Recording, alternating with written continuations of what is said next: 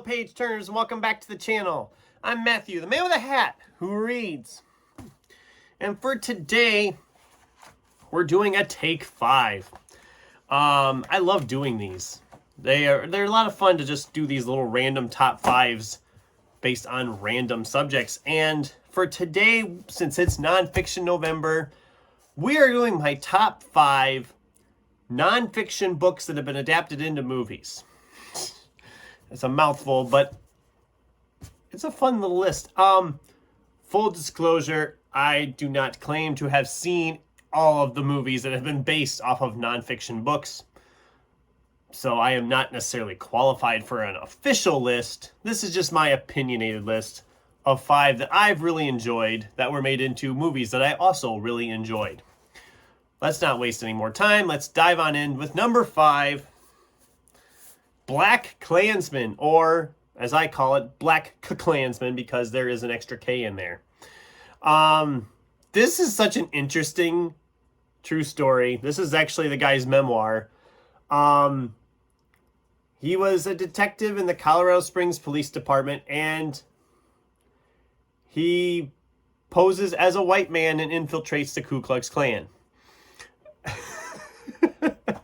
I know what you're thinking. You think this is made up. No, this is a legit true story. It's insane. And it's so fascinating and just... it's such an amazingly fun story. The movie is well done as well. I have a few issues with the movie. But nothing major. It's such an interestingly bizarre story that you're just so intrigued by it that you can't look away or stop turning the pages. This is not that long a book. I think it's just over 200 pages. That's actually the afterword. So, but yeah, it's such an interesting story. Let me see, can I find here? They have pictures in here, but yeah, he even got himself a membership card for the Klan. It's insane. It's an insane story, and the movie's really good too. So that's my number 5. At number 4, you know me, I'm a movie guy. I love movies. I love stuff about movie making. So we have The Disaster Artist by Greg Sestero and Tom Bissell. It's essentially about the making of the movie The Room. If you don't know what The Room is,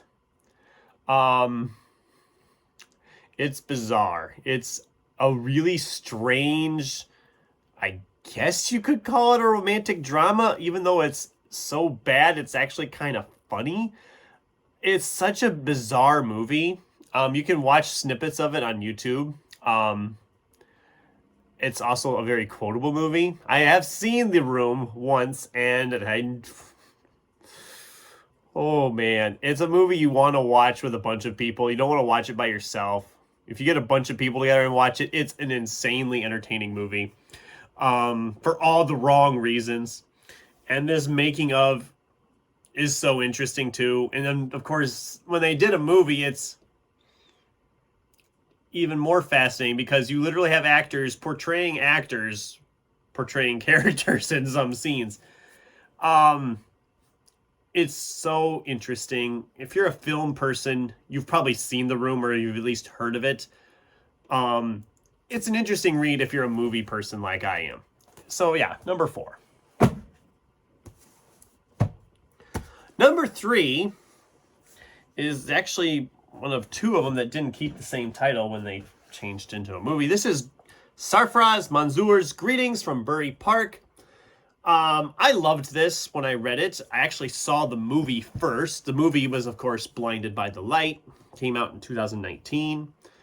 And it's about a guy he moved from Pakistan to Britain with his family, and he's kind of just in his own little thing, and he all of a sudden starts listening to Bruce Springsteen music and becomes just much more outgoing, social, and his life just changes. And kind of his growth, I guess, coming of age, personal growth, whatever you want to call it. The movie is fantastic. It's one of my favorite movies out there. As an adaptation to the book, it's not great. I mean, it's the general beats and stuff, but they of course add different things in to, you know, make it more cinematic, I guess, more Hollywood, you know, more like different plot threads get hung in that are not mentioned at all or even acknowledged in the book. It's interesting. I mean, if you're like a coming of age person, if you like coming of age stories, you'll probably really like the book and the movie. Just don't go into the movie expecting it to be exactly the same as the book. I thought the book was fantastic. I thought the movie was fantastic, but they're not the same thing. Though they are, but they aren't, if that makes any sense. I don't know how else to explain it. They're the same kind of thing, but they're not the same kind of thing. But they are both really good, and you should definitely check them out.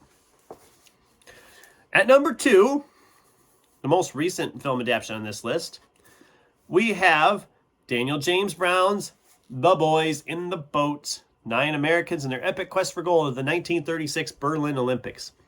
When I read this book, I had said then in my video about the book that this would be a great movie. And then they made a movie. Go figure.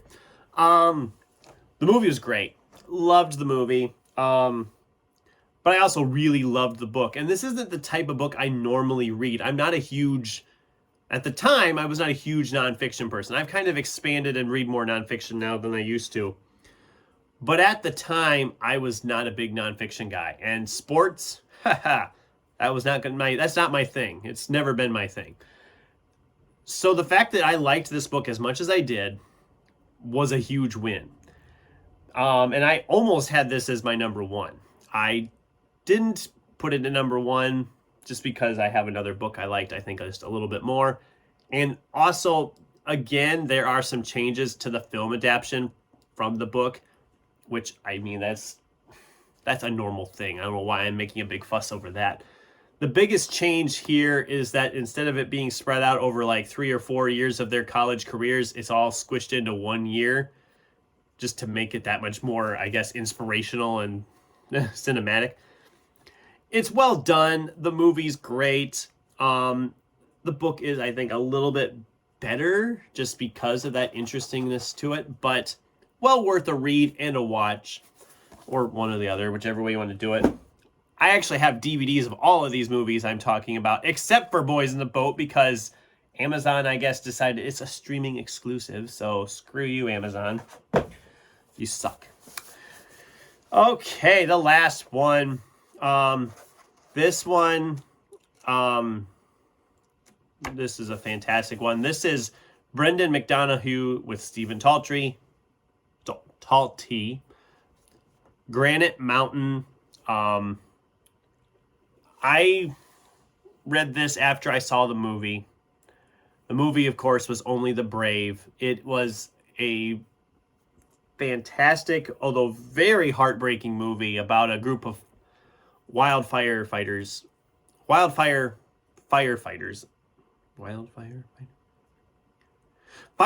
that take on wildfires. I don't know what the correct term is there. Out in the areas, I think, is it in Colorado? Oh, Arizona, my mistake. I knew it was out there somewhere. And pretty much the whole crew except one guy gets wiped out in this terrible firestorm. It's heartbreaking, and the movie is heartbreaking to watch. And the book, I mean, like, the one guy survives, and it also kind of, because it tells all about his time getting in with them, and when they all die, how guilty he feels that he wasn't with them and died with them. It's a heartbreaking read, but it is also just so well done. I really want to reread this at some point and rewatch the movie, because the movie was fantastic and the book is so good as well. It's such a good one. Highly recommend. The movie is criminally underseen. It's a fantastic, fantastic movie that everybody I've talked to that has seen it loved that movie. So definitely check that one out if you haven't already. And definitely check out Granite Mountain. It is my number 1 for nonfiction adaptations that I have read. So there's my list What did you guys think? Have you read or seen any of these I mentioned today? What's your favorite live action? What is your favorite film adaptation of a nonfiction book? I'd love to hear from you in the comments down below. Thanks for watching, and until next time, keep turning pages and watching movies.